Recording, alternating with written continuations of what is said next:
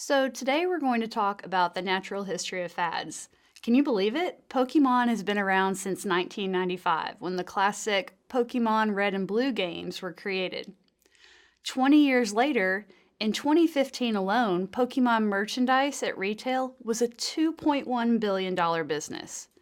In 1995, Pokemon was the first three-dimensional online role-playing game, and it paved the way for other role-playing games such as World of Warcraft. Fast forward to January 2016, when Pokemon Games created its first ever Super Bowl ad. This ad was designed to celebrate the 20th anniversary of the original Pokemon games for the Nintendo Game Boy. It also introduced Pokemon Go. Perhaps you've heard of it? Pokemon Go, launched in July 2016, was marked by its creator to, quote, get people exercising, teach them to see the world with new eyes, and to break the ice for people to have adventures with strangers. At its peak, an estimated 45 million people were logging in to play the game each day. Now, I'll be honest, I've never played Pokemon Go. In fact, I've never done anything with Pokemon. But I find it an excellent example to illustrate the natural history of fads. You have access on D2L to material outlining the 4 periods of a fad: the latent period, the breakout period, the peaking period, and the decline period. I want to focus specifically on Pokemon Go in terms of answering the question, is it a fad? And perhaps more importantly, what factors have sustained its popularity?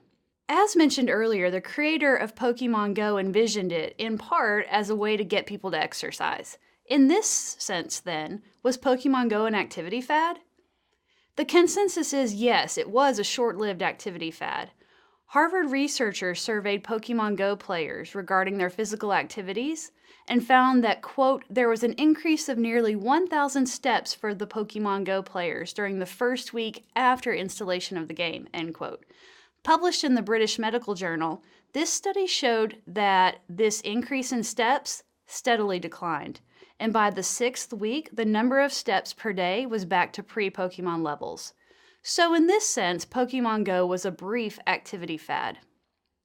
Another question is, was it a product fad, and what factors have sustained its popularity? Our article on the natural history of fads talks about the breakout period, when the fad item is adopted by groups outside the original audience, and the peaking period, when the media acknowledges and names the fad. Usually, a groundswell of adoption occurs immediately after the fad is given a name and attention by the media. The internet is definitely an impact factor regarding the peaking phase. Social media, for example, increases access to information about the fad, generates additional awareness of the fad to other audiences, and in essence facilitates the spread of the fad. The internet, however, due to this rapid diffusion, also contributes to the decline of a fad. When the market becomes saturated, the fad experiences a decline in popularity. Many tech insiders felt that Pokemon Go was a quick fad, especially since after peaking at close to 45 million users on July 21st, user stats dropped by 15 million less than a month later. People start to get bored and move on. They find other things to do.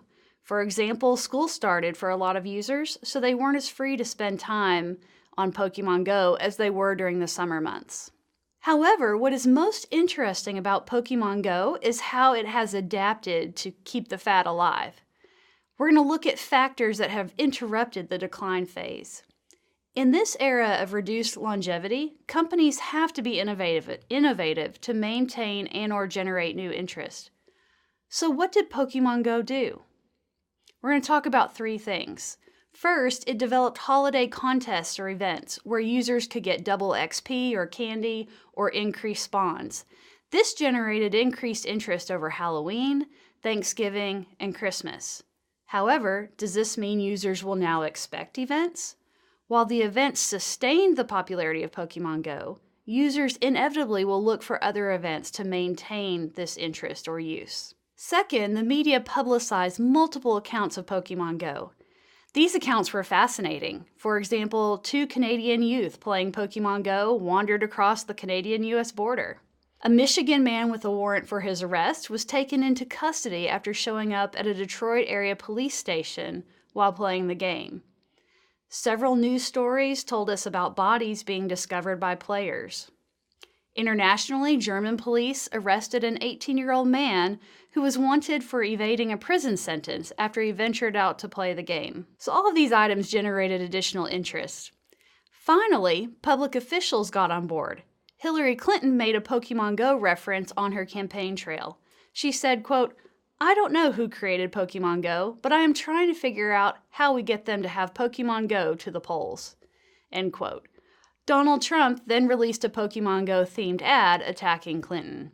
In conclusion, what we can find most interesting about fads, especially in a digital age where the lifetime of a fad can be significantly reduced, is examining factors that prevent the total decline of a fad.